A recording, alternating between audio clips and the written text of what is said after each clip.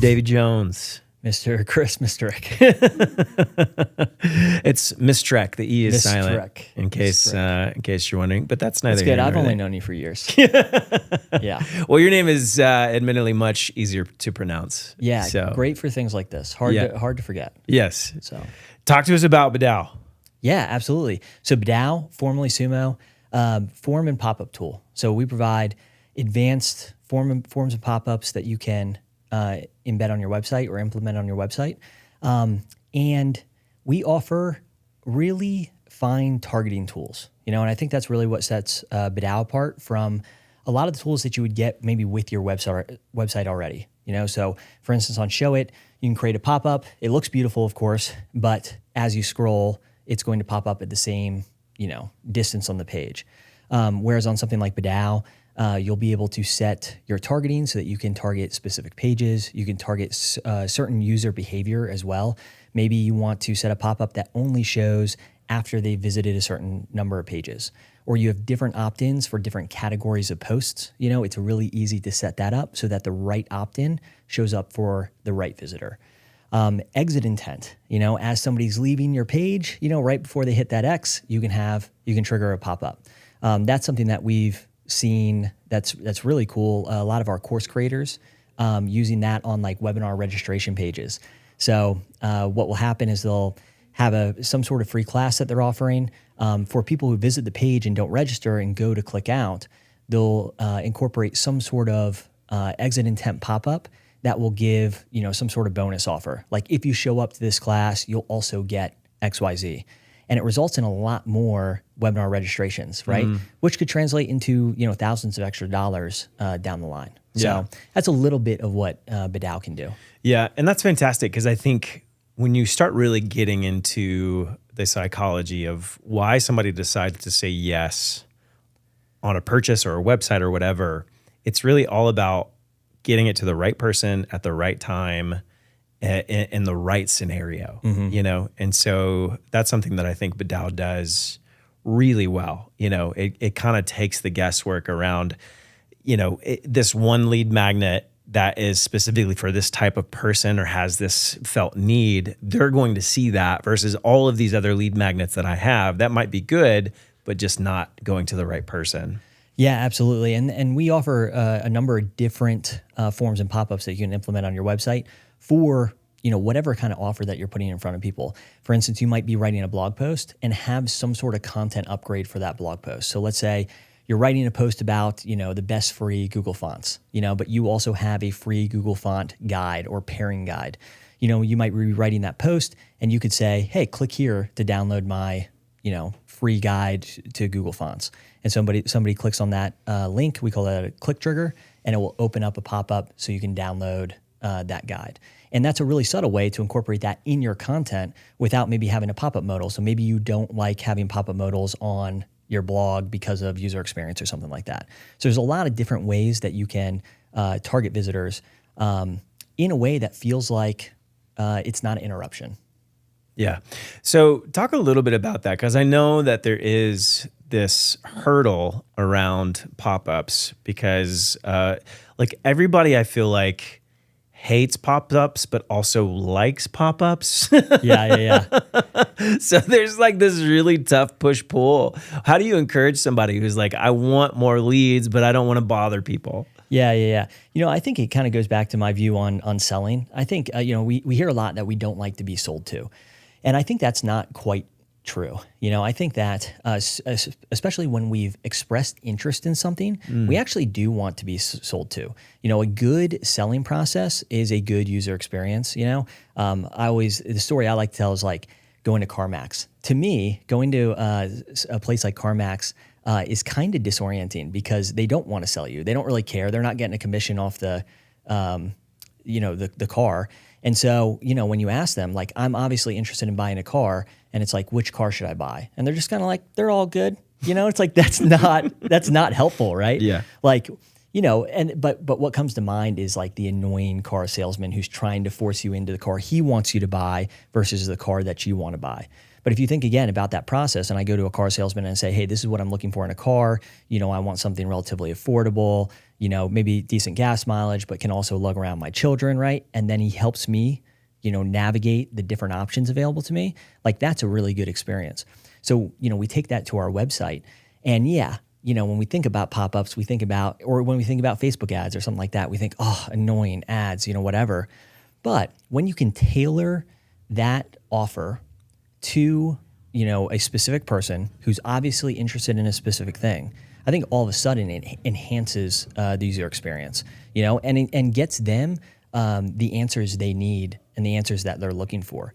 If you're really interested in building a website and you're just getting started, and so you land on maybe some blog posts that are sort of, basic website building blog posts, it makes sense to put in front of that people like office hours for Show It. They might be really interested in that because they have, questions that have come up as they're building a website that they want a real person to answer.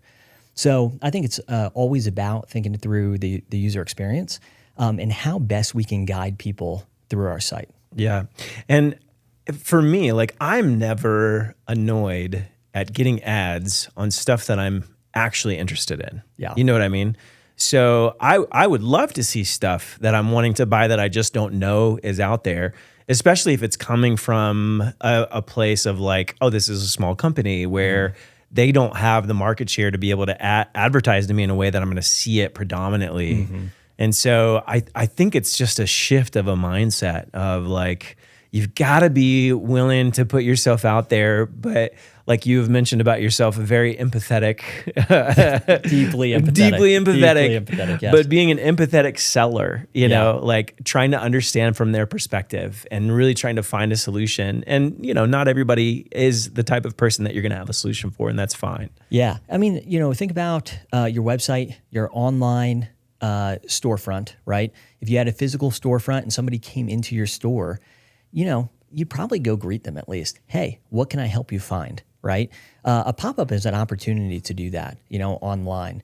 And if you were in that physical storefront and nobody comes to help you, that again, it could be sort of disorienting or disconcerting or just feeling like, okay, do they even care about my business? Yeah. So I definitely think there's a right way to implement them. The other thing about Badao too is that it's easy to create very user-friendly pop-ups. So that's the other thing about pop-ups. Like we've all been on those sites, those new sites especially, where once the pop-up shows up, it's impossible to get rid of it, right? We make pop-ups that people can easily close out, if they don't want to opt in. So yeah, and you also have the option, I know, to not keep showing the same pop-up. Yeah, and that's one of the advantages of using a tool like Badao is that there are advanced targeting tools so that if someone's already subscribed to the offer, they won't see that pop up again unless for whatever reason you want to show that. Sometimes pop-ups aren't only used to grow your list, but to maybe provide a message to users. So if you want that pop-up to show up over and over again, you can. But if you want to hide it to people who have already opted in, you can do that. Or if you want to hide future pop-ups from people who have already opted out, meaning that they hit the X on the pop-up, you can do that. So again, very user-friendly tools. Yeah. Talk a little bit, because I know people are going to ask the question about integration. So what all platforms do you guys work well with? Yeah, awesome. We integrate with a lot of email service providers. So really, regardless of what tool you use, we probably have an integration with them. So ConvertKit comes to mind. We just enhanced our integration with ConvertKit, which we're really excited about. But other popular email marketing providers as well, like Flowdesk, we integrate with, MailerLite, Klaviyo, MailChimp, Aweber. I mean, the list goes on. If we don't have a direct integration with the tool, we encourage people to reach out and let us know, because we think that adding integrations is a great way to fit into to make people's workflow more seamless. But we also have a Zapier integration as well. So that opens us up to a lot of other tools that we don't have a native integration with. Yeah. Another thing that I really love about Badao is the amount of data that you can get from the pop-ups and forms to see like who is actually signing up for things, what of my forms is performing well. So for somebody who maybe has like analytics kind of scares them, what would your encouragement be for folks to like look at this stuff and see how it could help them?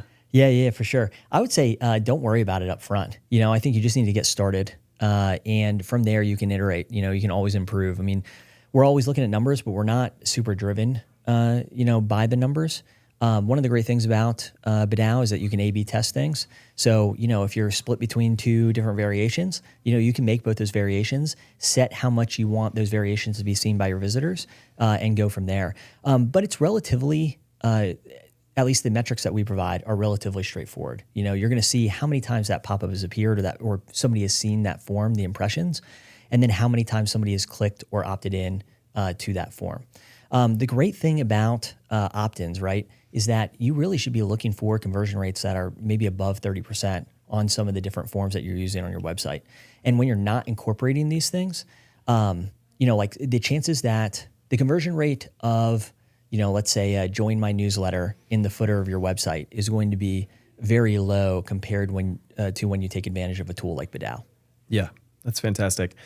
I think it's something that has really impressed me with something you said on websites in general, kind of pulling away from Badao, is people visiting a site and seeing if they can see themselves in the product that you're selling or the service that you're selling. How does that relate to the lead magnets that somebody might have? Like, what types of things do people want to be thinking out? Like, so let's say somebody is brand new to creating lead magnets. Like, what is the good process to think through? What should I offer? All that kind of stuff. Yeah, I really like that question. I think that where I encourage people to start is with materials they already have. And so, if you have a tool that you use in your business and it gets your clients or customers wins, it's pretty easy to take those tools and templatize it. So my wife for the design and branding agency, she takes her brand questionnaire and runs that as the lead magnet because people go through that process just completing the brand questionnaire. And a lot of the feedback that she gets is like, oh, just going through this process provided a lot of clarity for me.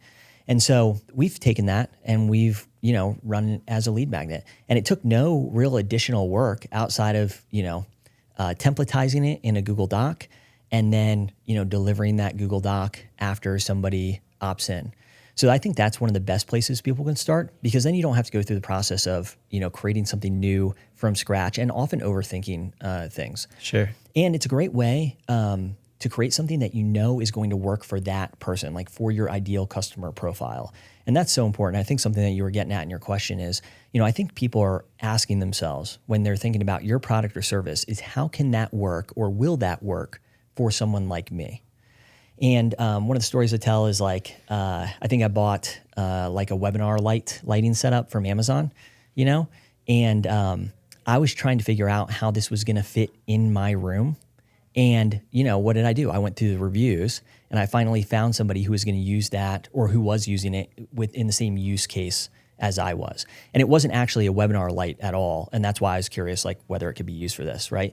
But people are asking themselves, like, will that work for me in my situation, right? Another funny story I tell is Mike Pacquiao, who mutual friend, right? He helps people craft the best speeches of their life, right? I was sent to the wrong website when I first met him. And it was this awful website. But he came highly recommended by somebody I respect. And so I went to his website. He's like, all right, I guess I'll reach out, right? And I ended up booking him and working with him, as you know, for actually Showit's conference. But after the call, he's like, no, you're on the wrong website. Go to this website.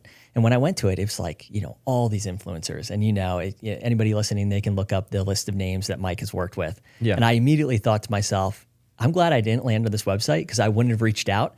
It would be like me reaching out to LeBron James's basketball coach and being like, hey, can you train me? Right.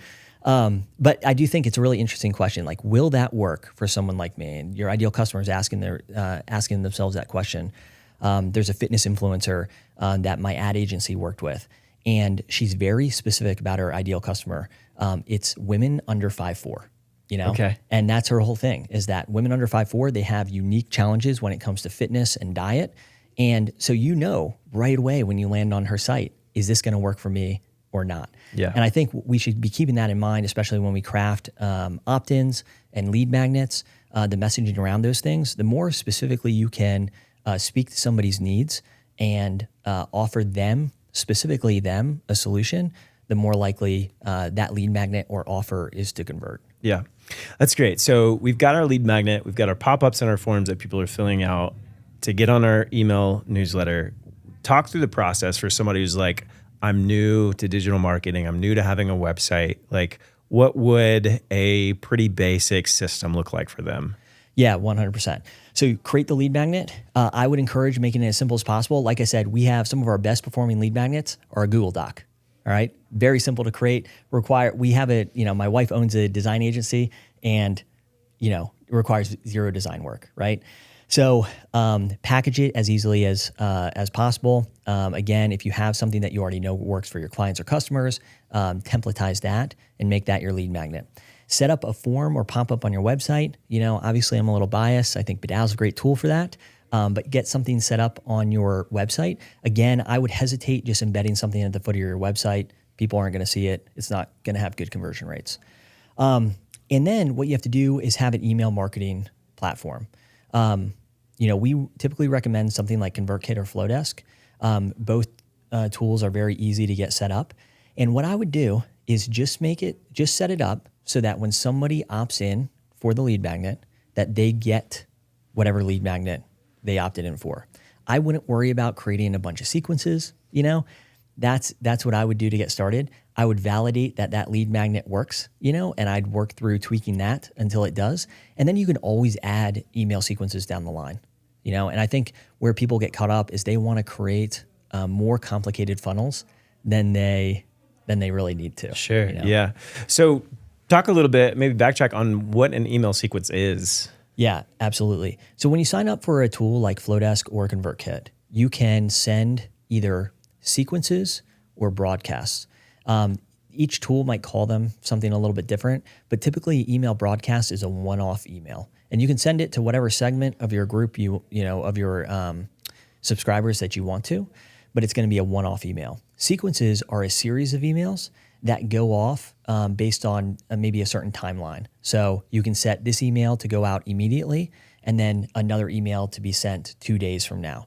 And then depending on what actions people take in that sequence, you can get them into other sequences, you can get them out of the sequence, you can add different tags. And you can see just in me talking about sequences, it can get pretty complicated pretty quick. One of the things that's been pretty eye-opening for me is that some of the highest earners are using some of the simplest funnels, right? Yeah. And so that's why I tell people, especially when they're getting started, take it one step at a time. Have a lead magnet, have that lead magnet delivered when somebody opts into it. And then from there, once that works, you can build on top of that. But there's no reason to build out a big sequence because everything we do in business, I think, is a test, right? I've created dozens of lead magnets just for my own businesses. And then I've probably helped other businesses create hundreds or maybe thousands more. And every time we run a new lead magnet, there is a little bit of a question on, is this going to work? And there's always some testing and iteration. There's some things that we get up and running and we're like, this is never going to work. And it blows up.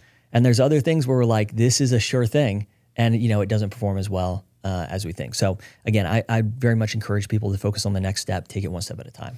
I love that. And I think one of the things that holds people back from just throwing a lot of stuff out there and seeing what sticks is just a fear of nothing working or the fear of rejection of or even some of the beginning part of that is I've worked so hard for this to work well, and what if it doesn't, know? But that's something I've seen you guys be really good at is that you're just let's just get something to market. Yep. Yeah.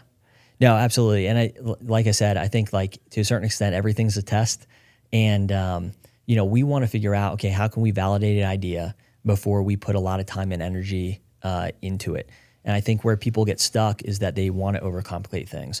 One of the speakers here at Craft and Commerce, Bonnie, she was talking yesterday about how she loves to overcomplicate things, and it's when she simplifies things that she sees results. And that's something that resonated with me as well because I am a chronic overcomplicator, One of the things that I've been thinking about lately too is one of the excuses that I often use is, that's really complicated or complex or just the excuse of it's complicated. And a lot of times it's not complicated. It's hard. but it's not complicated. And those are two different things, Yeah. and a lot of, especially when you're learning something new, like it's going to be hard. And it's going to get easier the more and more you do it. But I often find I find myself stuck when I've told myself, oh, this is complicated, and using that as an excuse not to move forward, Yeah.